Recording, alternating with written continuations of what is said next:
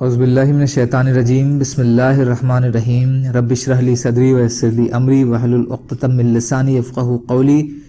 ریاض الصالحین دوسرا حصہ، احادیث نبی صلی اللہ علیہ وسلم۔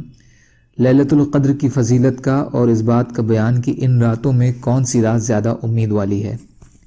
اللہ تعالیٰ فرماتے ہیں، ہم نے اس قرآن کو لیلۃ القدر میں نازل کیا، اس سے آخر سورہ تک، سورہ قدر، اور فرمایا اللہ تعالیٰ نے ہم نے اس قرآن کو برکت والی رات میں اتارا، سورہ دخان آیت نمبر 3۔ فائدہ: شب قدر اور برکت والی رات دونوں سے ایک ہی رات مراد ہے، یعنی قدر کی رات، جو رمضان کے آخری عشرے کی طاق راتوں میں سے کوئی ایک رات ہوتی ہے۔ اسی شب قدر میں قرآن مجید کے نزول کی شروعات ہوئی، یا لوح محفوظ سے بیت العزت میں اتار دیا گیا، جو پہلے آسمان پر ہے اور پھر وہاں سے تھوڑا تھوڑا ضرورت بھر نازل ہوتا رہا۔ اس قرآن کے اترنے کی وجہ سے اس رات کی فضیلت اور اہمیت واضح ہے۔ احادیث نبی صلی اللہ علیہ وسلم۔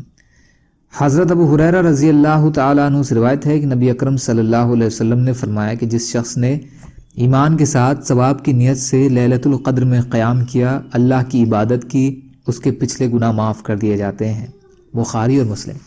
فائدہ: قیام کا مطلب ہے اس رات کو اپنی طاقت کے مطابق جاگ کر اللہ کی عبادت کی، نوافل پڑھے، توبہ اور استغفار اور دعا مناجات کی، خاص کر عشاء اور فجر کی نماز جماعت سے ادا کی جائے تو امید ہے کہ اس سے انسان کو اس کی فضیلت حاصل ہو جائے گی۔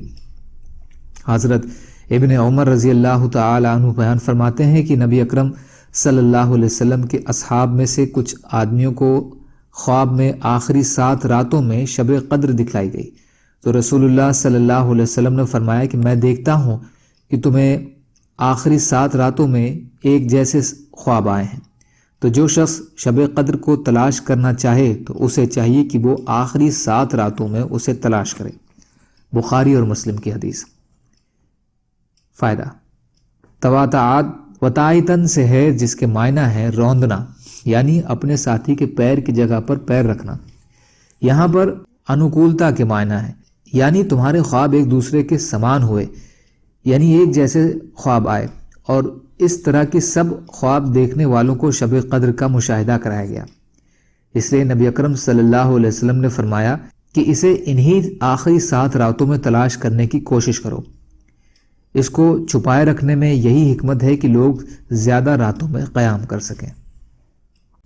اللہ تعالیٰ کہنے سننے سے زیادہ عمل کی توفیق عطا فرمائے، اور مظلوم کشمیریوں، فلسطینیوں اور دیگر ممالک میں جہاں بھی مسلمان بھائی بہن پریشان حال ہیں، یا اللہ آپ ان کی مدد فرمائیے اور ہم کو بھی اپنی استعداد کے بقدر اپنا حق ادا کرنے والا بنائیے، آمین۔ سبحان اللہ و بحمدہ، سبحانک اللہم بحمدک، اشہد ان لا الہ الا انت، استغفرک و اتوب الیک۔ سبحان ربک رب العزت عما یصفون، وسلام علی المرسلین، والحمد للہ رب العالمین، برحمتک یا ارحم الراحمین۔ لا الہ الا اللہ محمد رسول اللہ۔